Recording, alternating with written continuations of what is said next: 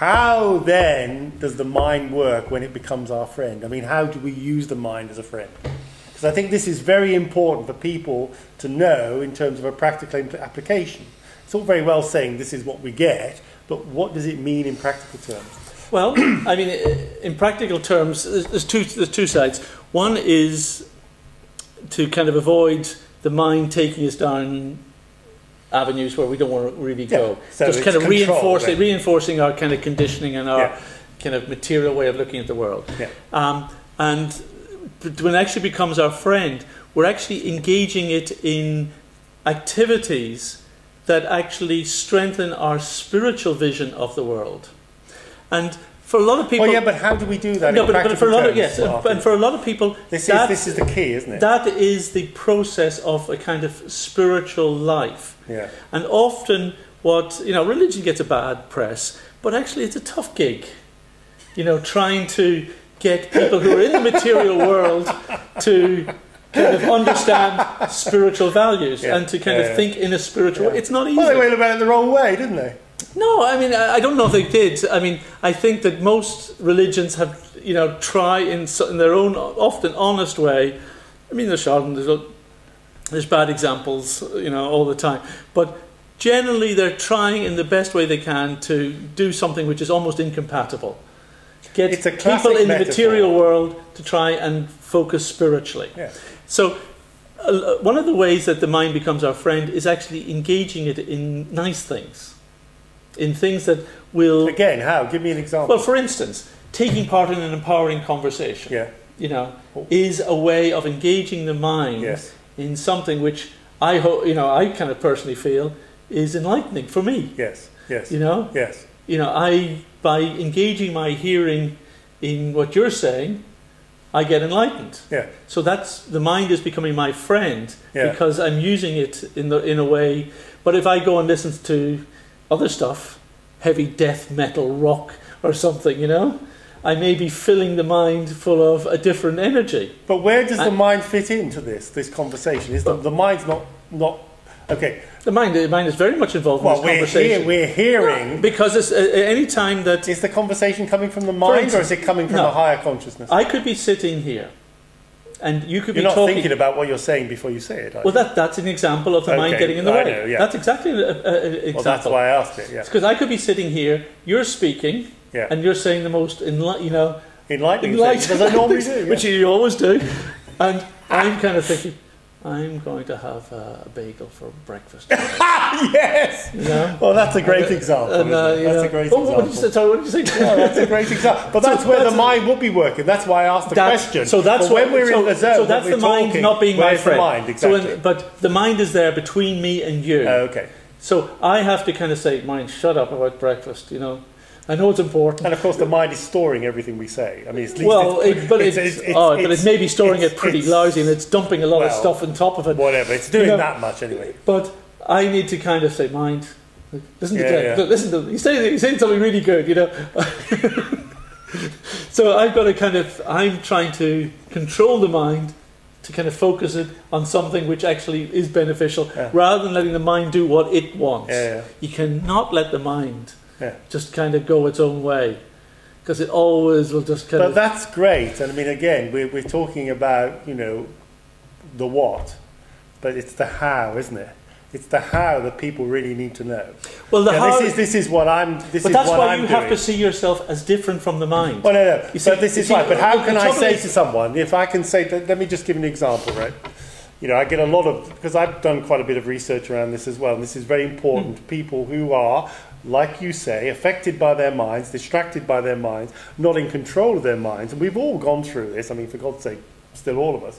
You know, sometimes I wake up in the morning 6:30 and I'm sort of half asleep and the mind, all sorts of stuff. I don't know where it's coming from. It's almost like it's not me, you know. Where did that thought come from? But it isn't you.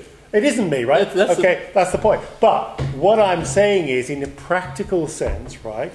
In a practical sense, how do I, as you said, from the Bhagavad Gita, conquer the mind and become its friend? I mean, what do I do in a practical way? Now, let me give you some examples that I think are fairly simple, and they don't always work wonderfully well, not for me, but, you know, it's like practice, practice, practice sometimes. And again, as you say, it's an individual thing, right? One thing that is suggested for, if you like, controlling or appeasing the mind, you know, it's sort of ego appeasement in a sense, right? Is if you have a negative thought, let's say, or you have a fear come up, you say welcome. You welcome it. In other words, you don't resist it, you don't reject it, you don't say, no, that's not me, or, oh, you know, go into a spiral. You know, you literally say welcome, and you let it be. I mean, this is, again, the importance of being in the present moment, but it's a good way to get back to the present. It's an awareness, right? So you say welcome to the thought, right? Now, you still get other thoughts, and you might forget to say welcome next time, but that's one technique, right? Another technique, very simple, stop. You literally tell your mind to stop. You say stop. And it does. Now, again, a matter of time. Once you've trained it a little bit. Once you've trained, it's like your dog, you know, it doesn't do it first time right. Exactly, but it will do it. We're not taught this at school, are we? And still, but you see, the implication of this, those are two simple, this is the reason I asked you the question, because those are two fairly simple things, which are actually mind-based, if you like, responses to a mind situation. Absolutely, and those are now, techniques. I was wondering on that basis whether, given what you said from the Bhagavad Gita, there was something which is, if you like, an other-based, if you like, solution or application to this, if you like, the control of the mind, or the mind just being out of control. Well, there's a couple of things. One is those two techniques, very, very good. You know, and there's probably a few other little things like that which you can do. Yeah. But what I think they indicate is, you know, part of the understanding, again from the Vedanta, is that you have to understand the mind is not you. You know, and that all the nasty stuff that comes into the mind, which often, you know, we get very worried about. Is that me? Am I really that dark? Am I really that horrible? Am I that evil? You know? No. The mind is a repository. So that's the first thing. The first thing is see yourself that the mind is separate from you. And it's like that little dog that needs stop. Yeah.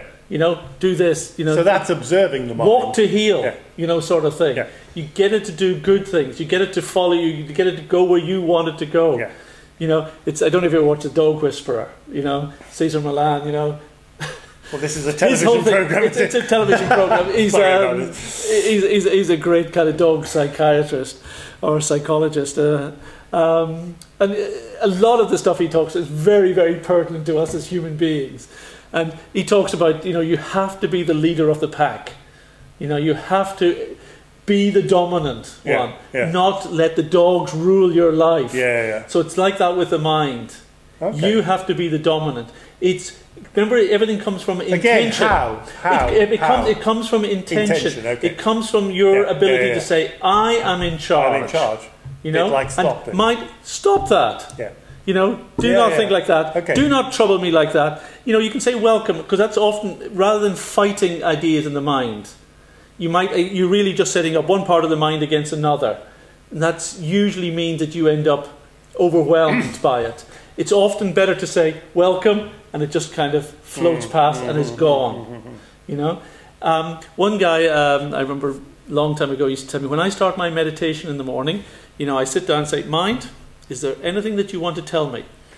And the mind would say, oh yes, you've got to work on this, because the guy was a top flight accountant, you know, and he'd say, all right, I'll write that down. Anything else you want to say? Well, you got to worry about this. All right then, worry about this, you know. And you know, this is, you know, you're still, you know, upset with so and so. I'm upset, you know. And he'd write these things down and say, all right, that's it now. Okay, fine.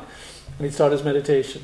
And he'd never be bothered. Fantastic! I must try that, because he would never be bothered by any of those items. I get the mind all the time in my meditation, but anyway, you know? I must do that. But it's not, you know, and eventually the mind starts to come to heel, and but it's all. But you cannot do it in isolation of giving the mind something to do.